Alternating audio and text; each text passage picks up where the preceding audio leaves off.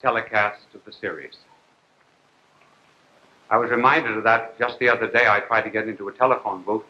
As I was waiting, a young woman opened the door, and she said, I won't be long, I just want to hang up on him. So we're hanging up next week. And I asked the angel what he wanted to do during the hot summer months. And he said he wanted to be a rear admiral.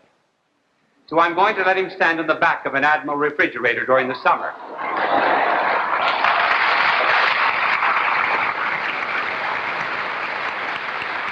We received an interesting letter from a mother in Cincinnati who told us about her daughter, Patricia.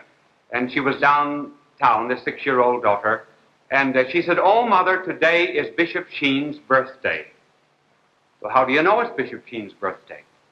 Well, she said, "Look at all the flags with the crosses on them. They're out for him.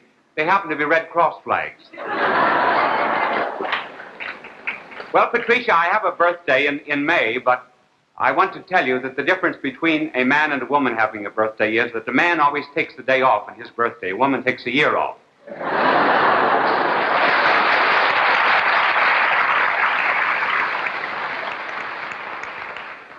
Our subject tonight is the Russian lullaby of coexistence, and I want to assure you that it is such a terrible lullaby that it would be well for the Western world to pretend that it's asleep.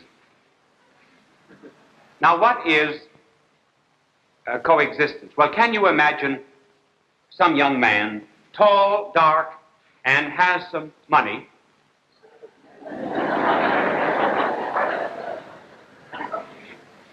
and he's courting this young lady, he has a ring in his hand, he's just about to propose, and he proposes to her in these words: "Would you coexist with me until the sands of the desert grow cold?" Now, certainly she would know there was not very much love there. And there never is any love and any justice where there is mere coexistence. Coexistence is for couples who are incompatible. When the husband loses his income, the wife loses her compatibility. And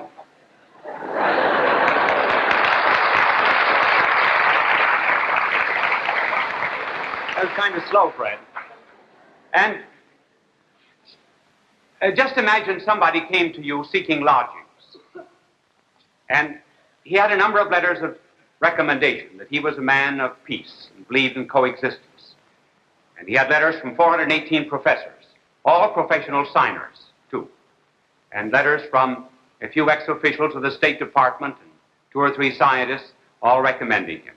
And then you make an investigation to find out if he's really a man of peace. And you make inquiries where he lived before. And you go down a 1 block and you find out that there are a number of houses. These are houses.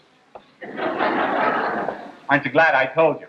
And as you make an investigation, you find out that here he violated the daughter of the house, here he stole the wife, here he kidnapped the baby, and here he stole the jewels. And in each and every instance, he said that he was liberating the daughter, the wife, the baby, and the jewels. Well, you would question whether or not he was a man of peace. Now then, suppose Soviet Russia comes to us, pleads for coexistence. Well, we must not listen to the talk or letters of recommendation. We must find out how Russia lived in the past. Now, here are just some promises of coexistence, which we will look at very quickly. There are many others, but we have to pass them over. In 1926, there was a Lithuanian non-aggression pact with the Soviets. They promised peaceful coexistence. In 1940, the Soviets annexed Lithuania, called it liberation. In 1932, coexistence, non-aggression pact with Latvia. 1940, annexed Latvia. 1932, Polish non-aggression pact of coexistence. 1939, seized Poland. 1939, peaceful coexistence with Estonia. 1939, seized it. 1933, Litvinov Agreement. Litvinov promised President Roosevelt that the Soviets would not start any communist parties in the United States. 1934, they began infiltrating into the government. So that we should ask ourselves, if they are really sincere, are we as naive as the woman who thinks she looks as beautiful as other women say she looks? Have we forgotten that as people lose faith, they begin to put their trust in staffs that pierce their hand? Remember the old fable of the wolf and the lamb. The wolf promised coexistence with the lamb and said, I will be good to you. And coexistence ended in uni-existence as the wolf swallowed the lamb. And that's the meaning of communist coexistence, uni-existence, existence only for the Soviets. I know the answer of those who say that, well, all this is past, and we must remake a new world. All this is water under the bridge. Let's not cry over spilt milk. Very well. Let's not cry over spilt milk, but let's find out who's breaking the jugs. And certainly throughout the world, the Soviets are doing that. Now that brings up the question, why do they want coexistence? And why do some in America want it? First of all, why do they want it? Here is a very interesting statement of Stalin. It was made in 1927. We cannot forget the saying of Lenin to the effect that a great deal depends on whether we succeed in delaying the war with the capitalistic countries, which is inevitable. It may be delayed either, one, until the proletariat revolution ripens in Europe, two, until colonial revolutions come fully to a head, three, until the capitalistic countries fight among themselves over the division of the colonies. Therefore, the maintenance of peaceful relations with capitalistic countries is an obligatory task for us. The basis of our relations with capitalistic countries consists in admitting the coexistence of two opposed systems. In other words, coexistence until they can take over the world. Now let us see why coexistence is wanted. Not because we believe in peace rooted in justice. The foundation of the desire for coexistence is fear.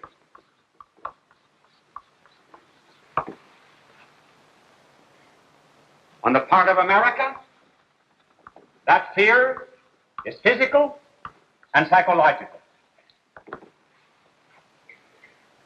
On the part of the Soviets, that fear is physical alone, not psychological. Now let us analyze that.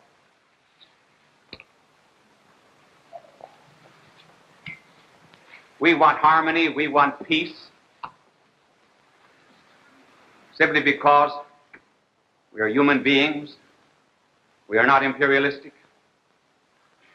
We want to live in concord with ourselves and with the world, but also because we fear the terrible effects of a third world war. I need not develop that any further. That is very obvious.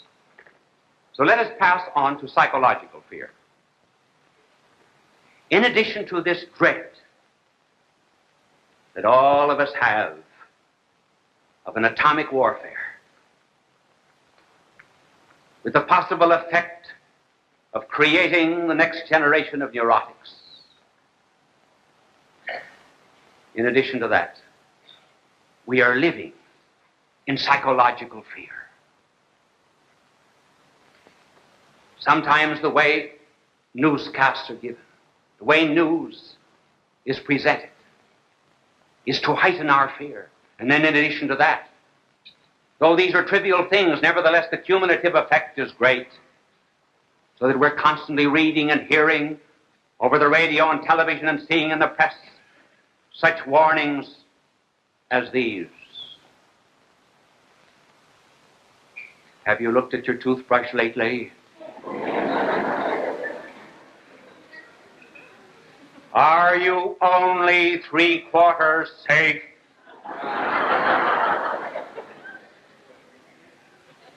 Do you not realize that you may be socially ostracized? That there's a terrible penalty in America of social non-acceptance? How would you dare go out to a party with dishpan hams? Shame, oh shame on you American women. Be fearful of this. And then in addition to that, young husbands, as you go to work, you're fearful of your job, fearful of security. You know not what your boss will say to you. Look at your shirt, that tattletale gray. Fear ye not the economic consequences of this. Are you sneezing when you use soap? Are you sure that you have washed all the germs off your body? Be sure to use something that has in it the occipito frontalis of the convolutic convolution to the metaphorical of vitviarum pelviarum. Then you're safe.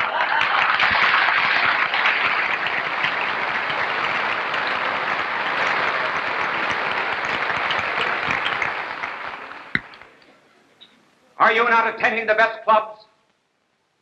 Are you not invited to the best parties? Are you just an average citizen?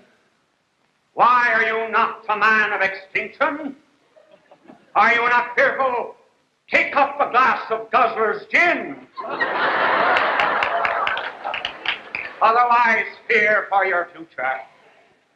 Oh, I know these things are light, but do you ever advert to it? That it's fear, fear, fear, and only a fear of the things of body germs. No fear of anything else.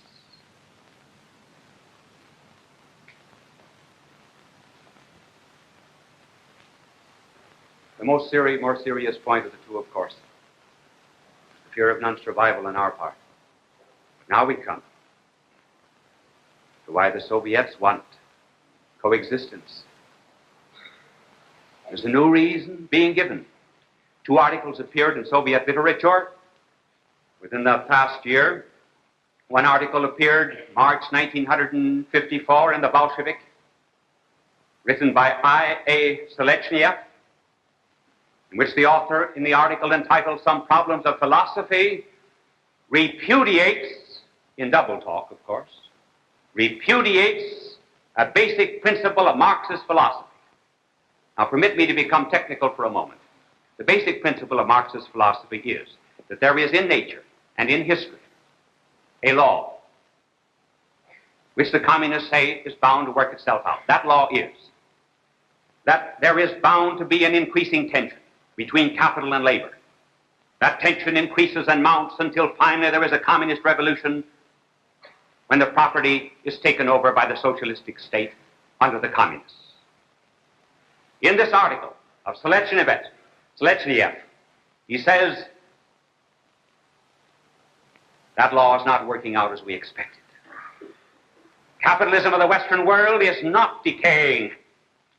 Communism is going to have a slow birth in the Western world. And then he says, and so we must have, for more or less long historical periods, coexistence with the capitalistic nations. That is not all. A more interesting article still appears in The Communist, October 1954. Now, these are Soviet publications. This article was written by A. Leontiev, entitled The Peaceful Coexistence of Two Systems, which was taken from that speech of Stalin.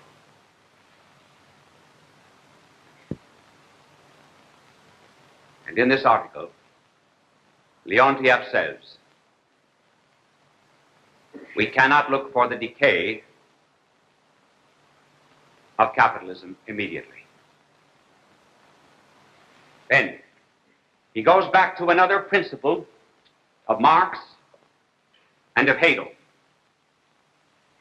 And this principle, which is underneath all communist revolution, is this: the greatest progress that is ever made in history is made through the greatest acts of violence. But the greatest act of violence is the communist revolution. Therefore, it produces, say the communists, the greatest progress, namely communism. The writer continues. He says, we can no longer depend upon the operation of this law, because with the atomic bomb there is now a greater violence possible than the communist revolution. And that violence is possible through atomic energy and its explosive forces. And that atomic violence is in the hands of the enemy as well as in our own hands. Therefore, we must have coexistence. And to what end and purpose? So they can go on nibbling and nibbling away at Korea, Vietnam, China, next Burma, India, and Africa, and the rest of the world. The fear of the atomic bomb on Russia's part and on ours. Why, this is peculiar. It's very much like, for example, a husband and a wife fighting, and they've not yet started throwing things. She's got a Ming vase in her hand, and he's got a niblick, a fine golf club of his, and they're both afraid to throw, afraid they'll risk what they love. Very much like, for example, Uncle Sam and nephew Khrushchev going to bed in the United Nations building. Pals, coexistence. They're afraid to go to bed. Each one is afraid to go to bed first. He can't trust the other man. So they stay up half the night, and they get so tired they retire together. And then Uncle Sam says, "Good night, nephew Khrushchev." And nephew Khrushchev says, "Good night, Uncle Sam." And then they turn over and look under their pillows to see if the guns are loaded. Why, this fear is no basis for peace unless it be ice peace. Not cold peace, it's ice peace. Ice peace because it's brittle. Ice peace because it involves cold looks on either side.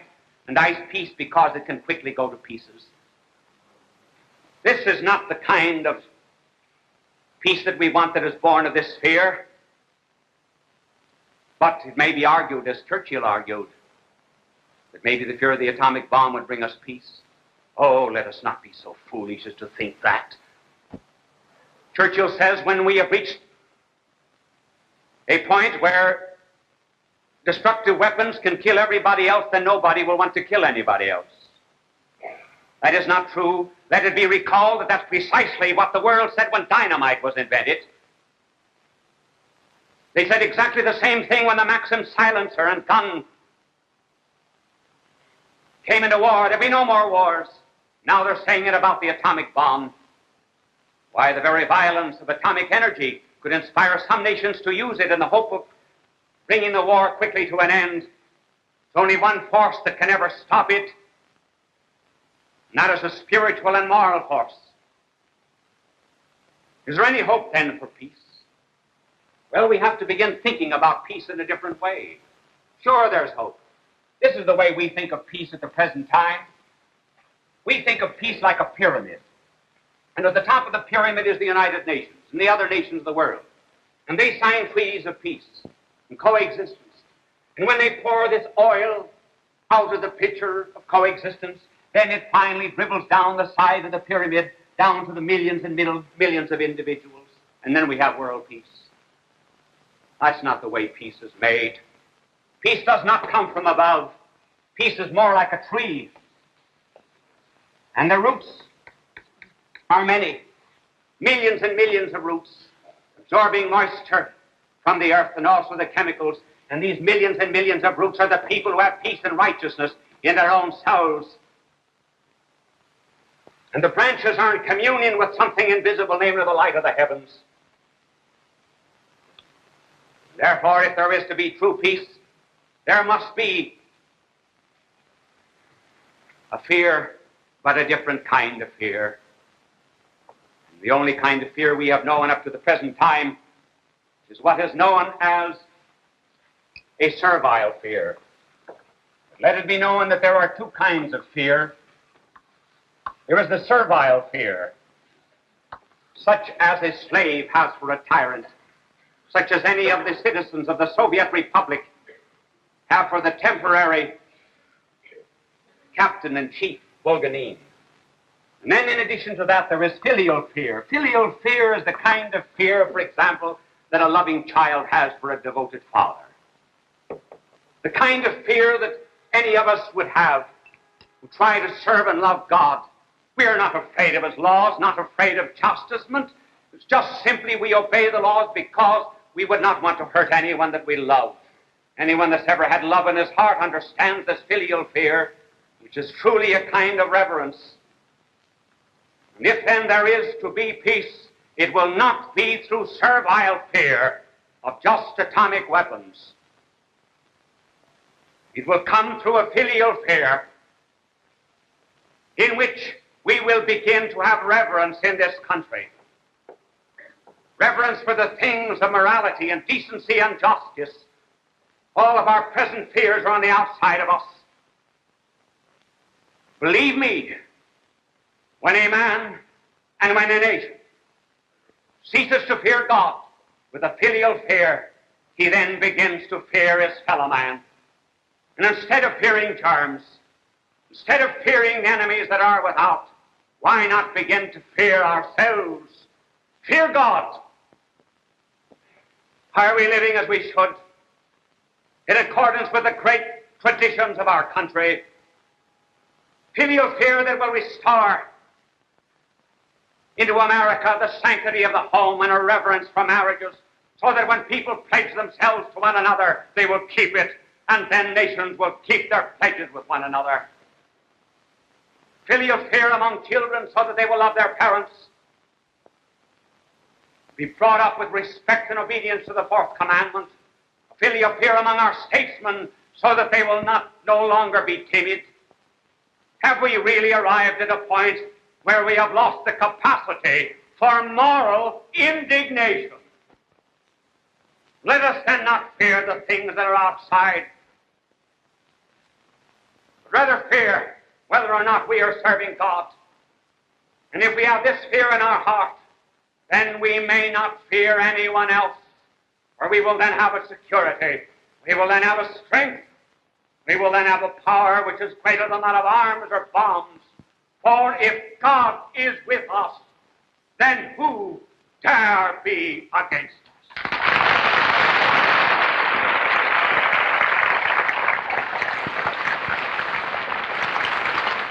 People of all faiths recognize Bishop Fulton J. Sheen as one of the greatest communicators of the 20th century.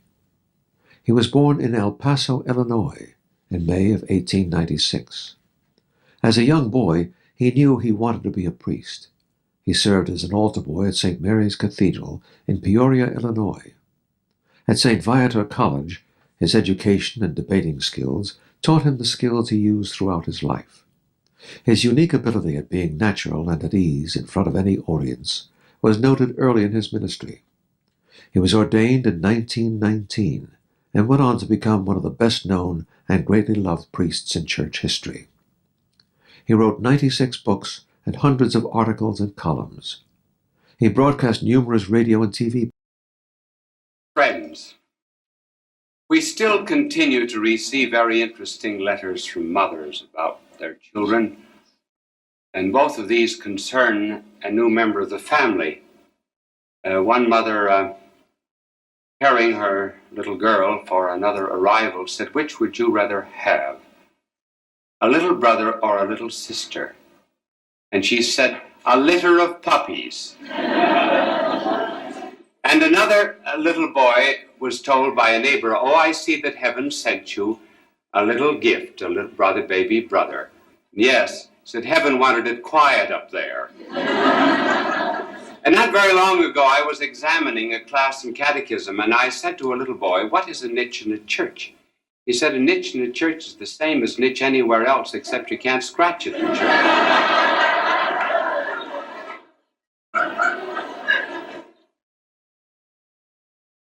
The subject tonight is, have you been tempted more lately and enjoying it less? Have you ever seen that commercial? Did you know what Oscar Wilde said about temptation? He said he could resist anything but temptation. I heard of a group of lumberjacks who could not resist temptation. They had not been to confession in years, and they came in, a couple dozen of them, and they sent the bravest of them all into the confessional box first. And he began his confession by saying, "Father, I've committed every sin a man can commit." Father said, "Ever commit murder?" "No," he said, "that's right. That's one sin I never committed." Well, now he said, "You see, you haven't committed every sin. Go out of the box, examine your conscience again, number, kind, and circumstance, and then come back." So as he stepped out of the box, he saw the long line of lumberjacks outside, put up his hand, and he said, "No use tonight, boys, just hearing murder cases."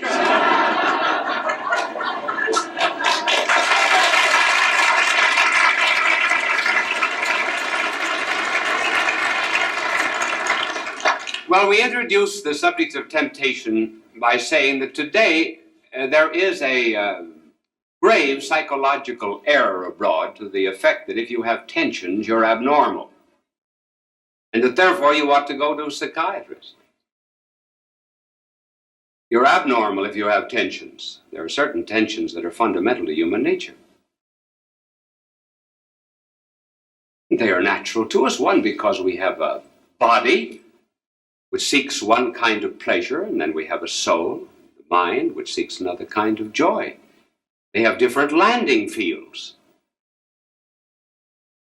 In the morning, for example, the mind will say, "Get up," and the body says, "Don't get up, stay where you are." You ever hear the story about the Irishman that came over to this country and hired out to a farmer, and the farmer called him at 4 o'clock in the morning? The Irishman said, "What for?" Farmer said, "We're going to cut the oats." "Are there wild oats?" said the Irishman. "No," said the farmer, "they're not wild oats." So then why do you have to be snaking up in the dark all the time?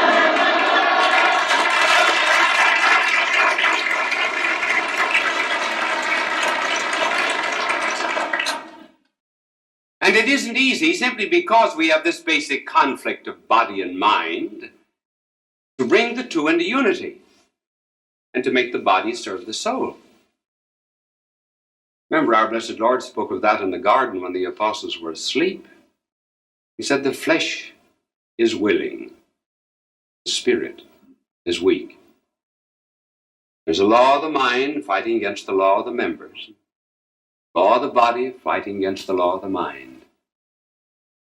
And it takes much struggle and discipline to bring them together. Now, here are some of the tensions that are in us, tensions which are apt to become temptations. We have in us certain passions, drives, libidos, urges, instincts, call them anything you please. They are three. First of all, there is one is related to the mind. The other is related to the body, and the other related to things outside of both of us, namely the world itself, or just simply things. Now, if we did not have a drive or an urge or a passion in our mind and in our body and toward things outside of us, we would never perfect our personality. It's thanks to the impulsion of the mind, for example, that we have knowledge. We seek to know truth.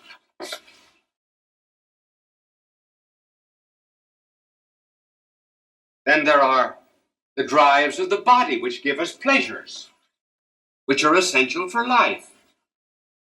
Pleasures of eating, pleasures of drinking, pleasures of marriage, and the like. Then there are things outside of us. and we have an urge to possess them. Our soul is our own. That's the fundamental basis of liberty. But we like to have some external guarantees of liberty, and so we like to call things our own, hence the passion for private property. And also for security in general. Hence we must never think that any of these urges that we have in us are fundamentally wrong. They are not. They're God implanted. They can, of course, become wrong. They can become irregulated. They can become disordered. There can be too much of them. Even be a defect. For example, it is possible for this urge for knowledge to turn into pride, sophistication, envy, jealousy. And it's possible for the urge of the body toward legitimate pleasures to become disordered. One could have gluttony. One could have alcoholism, lust. That's no commercial, that alcohol.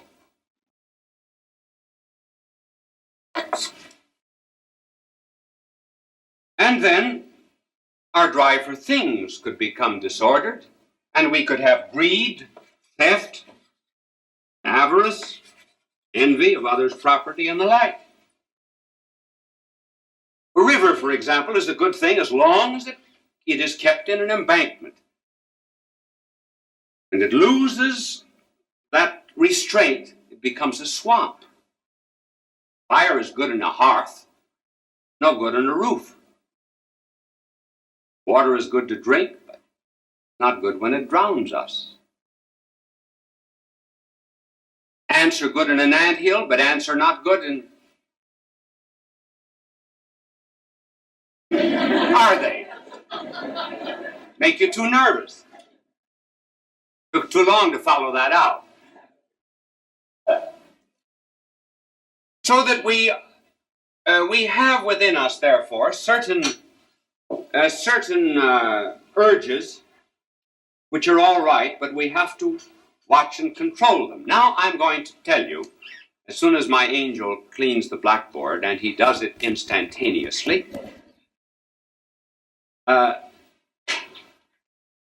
none of the detergents that they use on advertisements of television can compare with the detergent of my angel. We're keeping that a secret.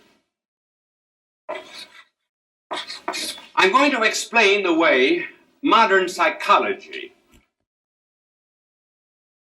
describes these tensions or what might be temptations. And the modern psychological explanation is entirely too simple. Now, I always tell you what everything is. This is the beginning of a ship. These are waters round the ship. That's the pilot house with the pilot up there. This is a boiler, and there's water that comes in from outside into the boiler.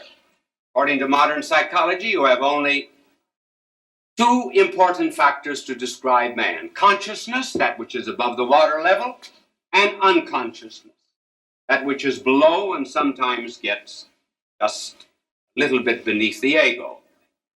And according to this theory, if there are abnormalities, well, all you have to do is to sometimes analyze the water that gets into the ship if it's sinking. Bring it up to consciousness here.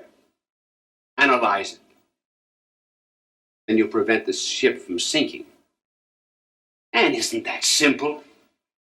You do not explain, for example, an oak when you find the rotted acorn from which it came.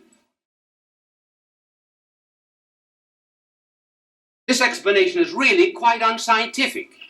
It's like leaving blood out of a bloodhound. Doesn't explain those things which are specific to man. Now, there are other factors, you see. Now, here is the true psychological explanation. Here is the captain. I have a captain on a ship. Got to be a helm. Then there are sails. Remember that, those are sails.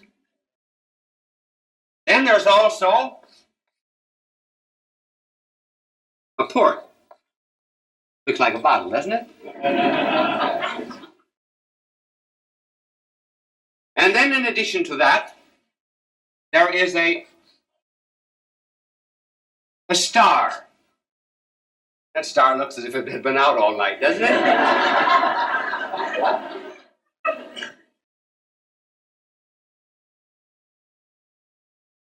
Then there are winds.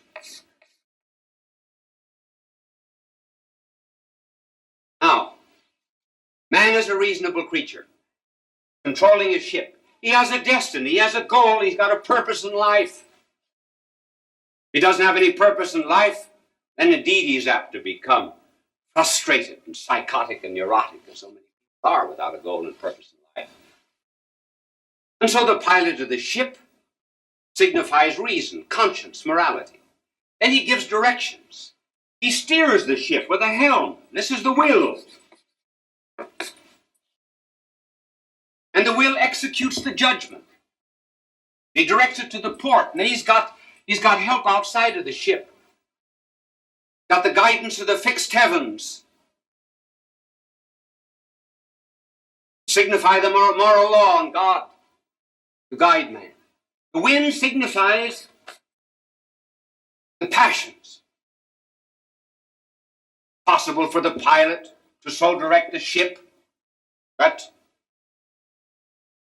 it will not be wrecked. These are the urges we described before, the urges of knowledge to become pride, the urges of the body to become lust, and gluttonous and the like, the urge for security, become greed and avarice.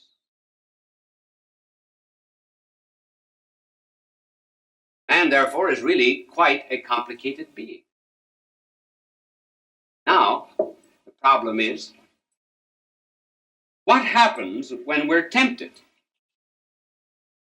And what are the stages of a temptation?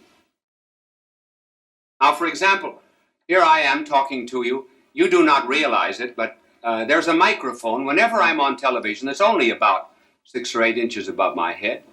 I do not know how often the sound man is tempted, the boom man. Casey let down the boom once, remember? Now, the boom man could let that down. Would the camera pick up is there a way of picking up the camera that's over my head, the boom? You see it? Now, he could let that down on my head any moment that he wants. I don't know whether he's tempted to do it or not, but at any rate, he's resisting the temptation.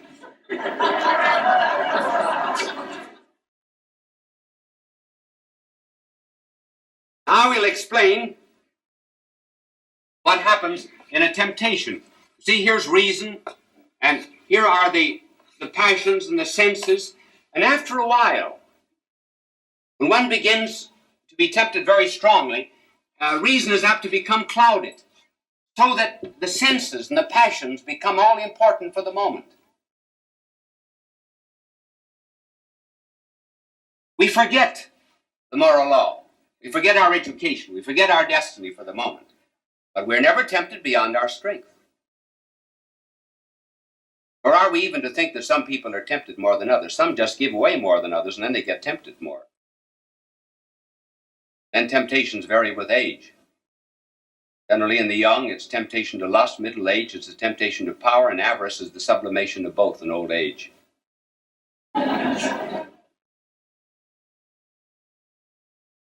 Now, there are 3 steps in a temptation. The temptation is not wrong. We're tempted. We have these tensions because we're normal. We wouldn't be human if we weren't tempted.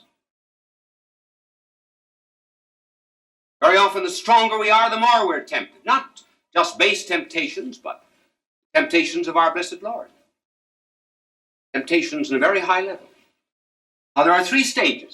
The first is suggestion. In other words, something comes to your eye, to your ear, to your memory, to your imagination. Second stage is delight. There's still no morality involved. In other words, it gives you pleasure. You think, oh, I'd like to have that. I'd like to do that. I'd like to steal that $1 million. What I could do with it. Still, there's no sin here up to this point. One can only sin with the will, consent. Now let me explain these three and explain them in an amoral fashion. First, let me explain it in terms of a woman dieting. She's resolved, there's no morality involved in this, is there? This woman is dieting. She's resolved she isn't going to eat any more desserts. So she's out to dinner. Waiter comes along, offers her lemon meringue pie. He said, "Madam, would you like to have 250 calories?" That's a suggestion. She looks at it. Then her reason, her resolution now become a bit clouded, and she begins to delight in that, and she says, she's a big glob of cream on top of it, and she says to herself, "Well, it's only lemon. Lemon is fruit, and fruit isn't fattening. Why shouldn't I have it?" Furthermore, I haven't got my car parked in front of the house. It's down 20 feet. I can walk off the pie. And my skin is too dry. I've had a lot of trouble with it lately. The cream would give it oil. And then I remember, too, a lady friend of mine that was coming home from dinner, and her car skidded, and she was almost in danger of running into a truck. And I said to her, "What did you think about just at that moment when you almost hit the truck?" She said, "I was thinking, well, if I'm going to be killed, I wish I'd taken that dessert." So finally she says, "Yes, I'll take the lemon meringue." That's the consent. Now take, for example, a man who is contemplating divorce. He's a married man. Goes out to a party. He meets a lovely lady who has been married before, and introduced to her. That's the suggestion. Then he talks to her, finds her very intelligent. Not like his wife. His wife doesn't understand him. So he thinks, well, I'd like to have her to dinner. And he said to her, "Would you like to join my expense account?" And so at the table, he says to her, "What do you have for dinner?" And she said, "Well, I'll have some pâté de foie gras, and after that, some pheasant under glass, provided you're not saving the money to buy me a ring." So he finds her not only intelligent, but very humorous. And 6 months later, we read in the paper that that man and his wife have been divorced on the grounds of incompatibility. That's the consent. So the temptations, therefore, are normal for every single person in the world. Blessed is the man who has suffered temptations, because when he overcomes, stronger. As you go up in life, this inkwell, for example, doesn't have any temptations. It's too simple. You get a living thing, a rose has much more resistance to meet. Man, we have tremendous forces to meet, not only in this world, but even from the outer world, too.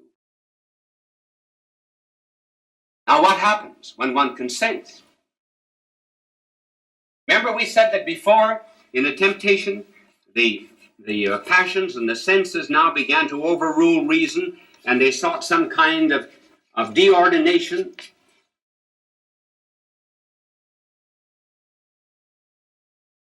When the temptation is ended and one has consented, one has secured what one wants, what one wanted, then there's no longer the urge. The chase is over when you've captured the rabbit. And very often there follows a disgust, because reason now sees things very clearly. That's why Judas, for example, after he had betrayed our blessed Lord, brought back the 30 pieces of silver. He had them hidden in the cincture of his robe. And anxious to get rid of them, he didn't want them. He loved silver beforehand. Now that he had finally resolved his temptation, he takes a knife and he rips open his cincture and throws the 30 pieces of silver sprawling and jingling across the temple floor. And he said to the authorities, "I have sinned against innocent blood." No longer wanted what he had. Hated himself for it. And in that despair, some people have, because they know not the mercy of God and they know only this world, despair of that kind draws people either to suicide or alcoholism. So Judas took the cincture, threw it over the limb of a tree on the edge of a precipice. The cincture had been weakened by cutting out the 30 pieces of silver. Fell down precipice. Bowels burst asunder. Peter sinned too, but Peter went to the Lord and asked for mercy. Indeed, Judas could have done.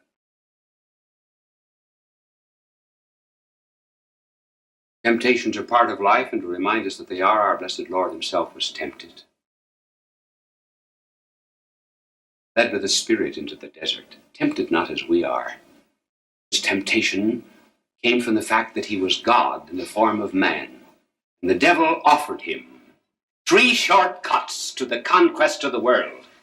And the first shortcut was, be an economic king. Give the people bread. Turn stones into bread. Everyone will follow you. Then you'll be the kind of a Messiah that everyone wants. Do not take up a cross. The second temptation was, do something spectacular. Some great technological, scientific wonder. Throw yourself from a steeple and be unhurt. What people like are marvels. Rockets sent to moons, things like that. They'll win souls, but don't worry about a cross.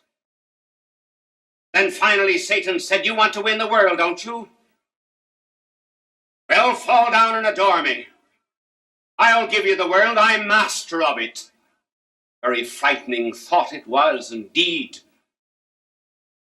And our blessed Lord refused to fall down before him. He said that he would be lifted up.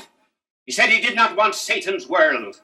All that he wanted was an earth that was large enough to contain a cross. That's why he came. And he would not take the shortcuts to it. And it is in virtue of that conquest over temptations that we win in his name. People of all faiths recognize Bishop Fulton J. Sheen as one of the greatest communicators of the 20th century. He was born in El Paso, Illinois, in May of 1896. As a young boy, he knew he wanted to be a priest. He served as an altar boy at St. Mary's Cathedral in Peoria, Illinois. At St. Viator College, his education and debating skills taught him the skills he used throughout his life. His unique ability at being natural and at ease in front of any audience was noted early in his ministry. He was ordained in 1919 and went on to become one of the best-known and greatly loved priests in church history. He wrote 96 books and hundreds of articles and columns.